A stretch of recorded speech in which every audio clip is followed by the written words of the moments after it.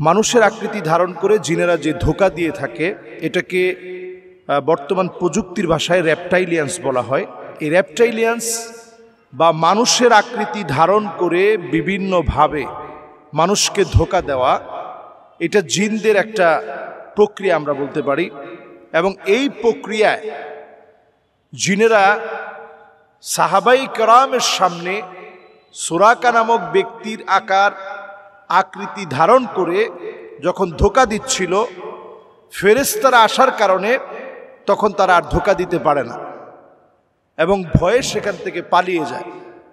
তাহলে এটা খুবই স্বাভাবিক বিষয় যে এই জাতীয় ঘটনা ঘটতে পারে, যে জিনেরা বিভিন্ন আকার ধারণ করে মানুষকে ভয় দেখানো অথবা ক্ষতি করা অথবা ক্ষতি সাধন করার চেষ্টা করা, বিভিন্নভাবে জাদু করার যে প্রবণতা, এই প্রবণতা তৈরি হতে পারে। রেপটাইলিয়ান্স এই প্রবৃত্তি অথবা এই ধরনের প্রবণতা তৈরি হওয়া খুবই স্বাভাবিক বিষয়। এটা তৈরি হলে নানাভাবে মানুষ ক্ষতির সম্মুখীন হবে। অনেক সময় আপনি দেখবেন যে আপনার মায়ের চেহারা ধারণ করে আপনাকে বিভ্রান্ত করার চেষ্টা করতেছে। নতুন বাচ্চা হওয়ার পরে এই বাচ্চাটাকে চুরি করে নেওয়ার জন্য শাশুড়ির আকার ধারণ করে এরপরে বাচ্চাটাকে চুরি করে নিয়ে মেরে ফেললো। রেপটাইলিয়ান্স জিনেরা এই জাতীয় কর্মকাণ্ড করে থাকে, বিভিন্ন মানুষের আকার ধারণ করে ক্ষতি করার চেষ্টা করে।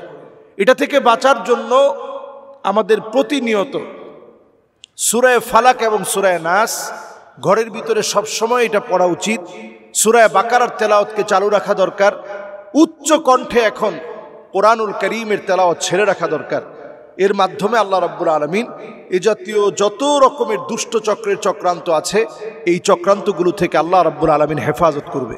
সুতরাং রেপটাইলিয়ান্সদের চক্রান্ত থেকে বাঁচার জন্য, যারা মানুষের আকৃতি ধারণ করে জিন জাতির মধ্য থেকে মানুষের ক্ষতি সাধন করে, তাদের এই ক্ষতি সাধন থেকে বাঁচার জন্যে অবশ্যই এই কাজটা আমাদের চালিয়ে যেতে হবে।